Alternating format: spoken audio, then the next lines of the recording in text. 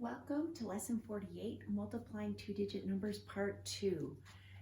Earlier, we've talked about how we go about multiplying two-digit numbers. In the first step, we multiply the ones, and then we multiply the tens. The thing that you need to know is that sometimes when we're multiplying with the ones, we actually have to do some regrouping.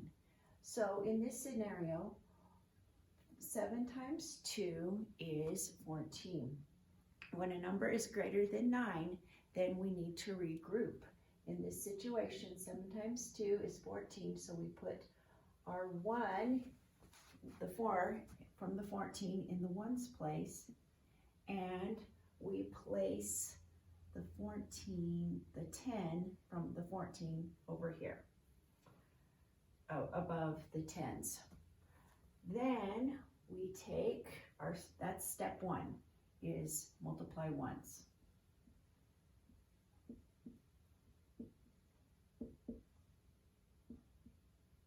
Ones.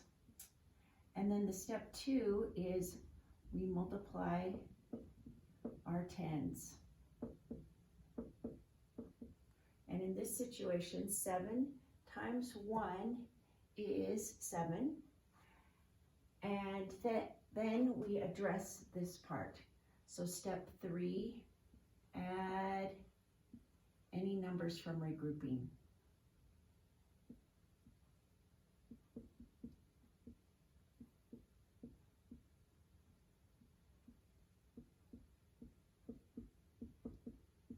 And so we can say 7 times 1 is 7, and then we say 7 plus 1 is 8. And there is our answer, 84.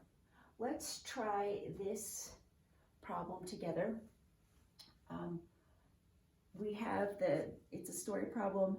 A contractor purchased doors for $64. He had to purchase 8 of them. How much money did he spend? Let's try this. 8 times 4 is 32. We take the 2 from in our ones and place it under the ones column, and we take the 3 from the tens and put it over here. Step 2, we multiply these two numbers. 6 times 8 is 48. So we think 48 plus 3 gives us an answer of 51. And we put the 1 under the tens and the 5 in the hundreds column. And because this is working with money, we add a dollar sign. So we spent $512. Our last problem that we want to work on is awesome because it has so many different things that you need to know. 2 cups of milk for 1 pot of soup that the chef uses. The chef is going to make 18 pots, and he needs to know how many quarts of milk. This is not the same. So we first have to think about, let's figure out how many cups of milk he needs. So if he wants 2 cups for 1 pot, then we need to take 18 pots and multiply it by 2 cups. 2 times 8 is 16. Take the 1 and bring it up. 2 times 1 is 2, plus 1 is 3. So we have 36 cups of milk.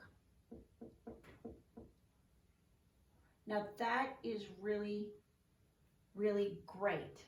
However, we're not wanting to know cups, we're wanting to know quarts. Remember that there are 4 cups in 1 quart. So we take 36 and we now divide it by 4. And because we know our math facts, we know that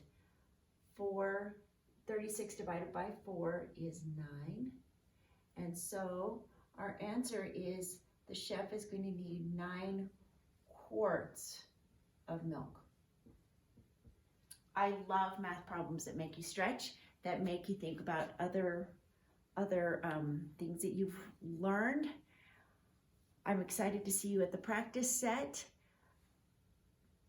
I'll see you there.